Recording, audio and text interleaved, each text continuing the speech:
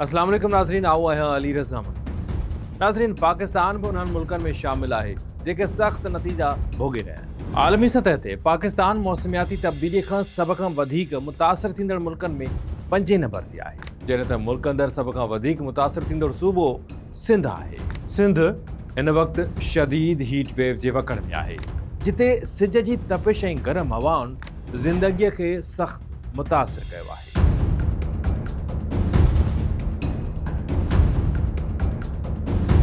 सूबे जा केतिरा ई शहर जिते गर्मीपद ख़तरनाक हदुनि खे छुही रहियो आहे। जैकबाबाद, लाड़काणो, सखर, शिकारपुर, दादू, शहीद बेनज़ीराबाद ऐं मोहनजो दड़ो समेत केतिरनि ई इलाइक़नि में पारो 52 खां 54 डिग्री सेंटीग्रेड ताईं पहुची चुको आहे।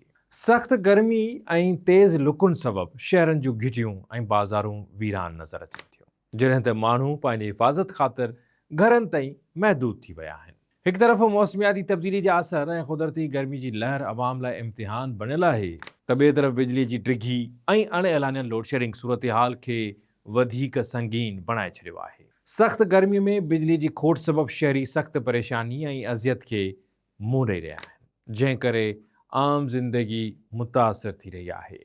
सिंध हुकूमत हर साल हीट स्ट्रोक खां बचाव लाइ बस अॾनि, मार्केटुनि ऐं ॿियनि पीउ वारनि हंधनि ते इमदादी कैंपूं क़ाइमु करण लाइ करोड़े रुपयनि जूं रक़मूं मुख़्तस करे थी, पर मौजूदा सख़्त गर्मी जे लहर दौरान केतिरनि ई शहरनि में अहिड़ियूं कैंपूं अमली तौर ते नज़र बि नथियूं अचनि। ॿिए तरफ़ सूबे जे वॾनि तोड़े नंढनि शहरनि ऐं ॿेराड़ी वारनि इलाइक़नि में 12 खां 16 कलाकनि ताईं बिजली जी लोडशेडिंग माण्हुनि खे बेहाल बणाए छॾियो आहे।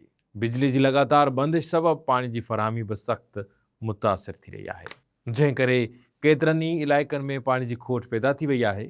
उन सूरतहाल ख़िलाफ़ शहरी मुख़्तलिफ़ शहरनि में रस्तनि ते निकिरी वापडा, सेबको, हेस्को ऐं के इलेक्ट्रिक ख़िलाफ़ एहतजाज पिणु करे रहिया आहिनि। हीट वेव खां बचण लाइ कहिड़ा एहतियाती उपाउ वठणु घुरिजनि?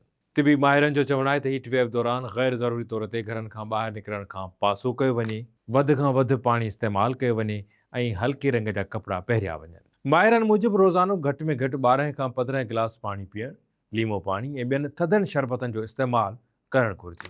माहिरनि जो चवणु आहे त सुबुह 11 वॻे खां शाम 4 लॻे ताईं जॾहिं गर्मी पंहिंजे उरूज ते हुजे थी, तॾहिं ॿाहिरि निकिरण में ख़ासि एहतियात करणु घुरिजे। वधीक तरियल ऐं तेज़ मसालनि वारनि खाधनि बदिरां ताज़ा मेवा ऐं सब्जियूं इस्तेमालु करणु सिहत लाइ फ़ाइदेमंद आहिनि। पर हिते केतिरा ई अहम सवाल जन वठनि था। सिंध में जिते लखे माण्हू गुरबत, बेरोज़गारी ऐं घटि उजरत जहिड़नि मसइलनि खे मोलीदा हुजनि, उते रोज़ानो मज़दूरी करे पंहिंजो गुज़र सफ़र कंदड़ पोरियत गर्मीअ खां बचाव जा उहे सभु एहतियाती उपाउ कीअं वठी सघंदा? छा हू रोज़गार छॾे घरनि ते महदूद थी सघनि था? छा हू पंहिंजे मुआशी हालतुनि बावजूदु ख़ुराक ऐं सिहत बाबति तजवीज़ कयल हिदायतुनि ते मुकमल अमल करे सघनि था? मौसमियाती तब्दीली जा असर गुज़िरियल केतिरनि ई सालनि खां वधीक शिद्दत सां ज़ाहिर थी रहिया आहिनि, पर उन बावजूदु माहौलियाती तहफ़ुज़ ऐं ॿेड़नि जे वाधारे बाबति संजीदा ऐं असराइता क़दम नज़र नथा अचनि। अरबे रुपयनि जी बजट हुजण बावजूदु ॿेलनि जे खाते ते इहा तनक़ीद थी रही आहे त न रुगो नवां ॿेला पोखण में सुस्त आहिनि, पर अॻु में मौजूदु ॿेलनि जे तहफ़ुज़ ऐं वाधारे लाइ बि घुर्बल नतीजा साम्हूं नाहिनि अची सघिया। अहिड़ी सूरतहाल में मौसमियाती तब्दीली जे वधंदड़ ख़तरनि खे मोड़ण लाइ डिघे मुदे वारनि ऐं अमली क़दमनि जी ज़रूरत आहे।